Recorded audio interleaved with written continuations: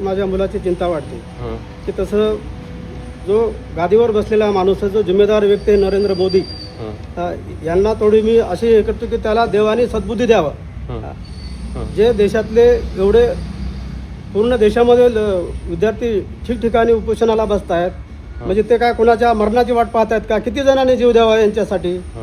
यांना तर लेकरू नाही, ना बायको नाही, याला कसली हे नाही आहे, हं, दया माया काहीच नाही. तर असं मी देवाजवळ प्रार्थना करतो की हजर माणूस असेल, नरेंद्र मोदी हजर माणूस असेल, माणूस या प्राणी गटातला असेल तर त्याला देवाने सद्बुद्धी द्यावी हं, हं, की त्या विद्यार्थ्यांचं बोलणं त्यांनी ऐकून घ्यावं. आता आम्ही पण उपोषणाला बसणार आहे, तिथे जाऊ, तो पण जाणार आहे. हं, हं, हं, परत तुम्हाला सांगतो, मोदी जर हा माणूस असेल, मनुष्य प्राणी, या पृथ्वी तलावर जेवढे जीव असतात त्याच्यामध्ये एक स्पेसिस आहे मनुष्य प्राणी, आणि तो सर्वात बुद्धिमान आहे, विचार करू शकतो, तो योग्य निर्णय घेऊ शकतो.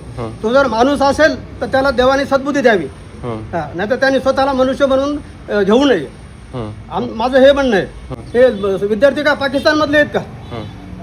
दुसऱ्या देशातले विद्यार्थी आहेत, भारतीय विद्यार्थी आहेत. एवढं निर्दयी या व्यक्तीने वागू नये. याच्या डोक्यामध्ये सत्तेची धुंदी चढलेली आहे, हिटलर सारखी. हा, त्याच्या डोक्यात धुंदी चढलेली आहे, ती उतरेल त्याची, लोकशाही मार्गानेच उतरेल त्याची.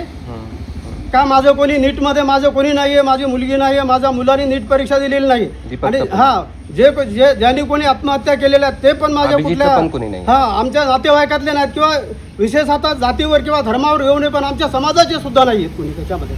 असतील एक जिथं मी तेवढं खोलमध्ये जात नाही, मला जायचं नाही जाती धर्मावर. पण या नरेंद्र मोदीला परमेश्वराने अक्कल द्यावी आणि त्या मुलांचं काय म्हणणं आहे ते ऐकावं, ही माझी प्रक्रिया, ती त्यांच्यापर्यंत पोहोचवा तुम्ही. ठीक आहे. ज्याला मुलं बाळ नाही त्यांना काही किंमत नसते, ज्याला आहे त्याला कळतं ना की काय लेकरांचं असतंय म्हणून. हट्ट चांगलं सुरळीत चालू होतं ना. आता 20 तारीख होती सोमवारी, 20 तारखेच्या नंतर त्यांनी काय करायला काय पाहिजे होतं, करायचं होतं ना. काय तिथं काय हाणामारी नव्हती, शिव्या गाळ्या नव्हत्या का, कोणतं वाईट शब्द पोरे बोलत नव्हते, काहीच नव्हते, मस्त चालू होतं त्यांचं. आणि सर्वजण आता त्यांना जास्त प्रोत्साहनही देत होते. 2 दिवसासाठी त्यांनी सर्व विस्कळीत करून ठेवलं ना त्या आंदोलनाचं. 2च दिवस राहिले होते ना. तो आज 1 महिना झालं बाहेर आहे, तसा तर 2 महिन्यापासूनच आहे.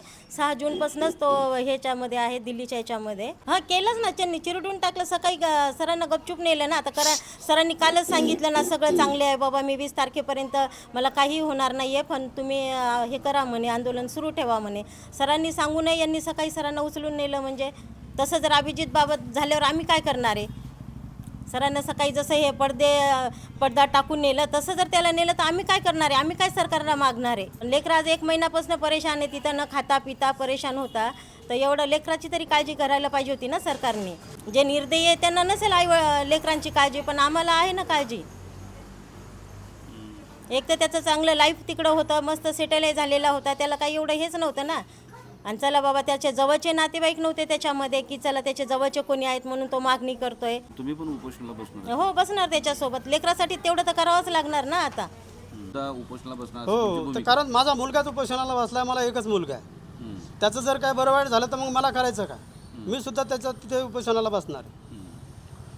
या आंदोलनाच्या माध्यमातून तुम्हाला काही भीती वाटते का? किंवा नाही, हे बघा, इतके दिवस मला भीती वाटत होती. मी विचार करत होतो, मी कुणाला मुलाखत वगैरे फक्त 20 तारखेला मुलाखत दिली होती. त्याच्यानंतर मी कोणत्याही मीडियाशी बोललो नाही, कुठेही गेलो नाही, मी कुणाला वाच्यता केली नाही. आता माझी सर्व भीती मरून गेलेली आहे माझी. आता मी कुणाच्या बापाला भिणार नाही. लोकशाही मार्गाने मला जे काय त्याच्या वडील म्हणून त्याला सपोर्ट करायचा आहे ते मी सपोर्ट करणार आहे. आणि मी या भारतीय समाजाला सुद्धा आवाहन करणार आहे की तुम्ही सुद्धा रस्त्यावर यायला पाहिजे. किती दिवस भिवून जीवन जगणार आहे तुम्ही, आणि कशासाठी भ्यायचं? जे सत्यासाठी आम्ही आता लढणार आहे.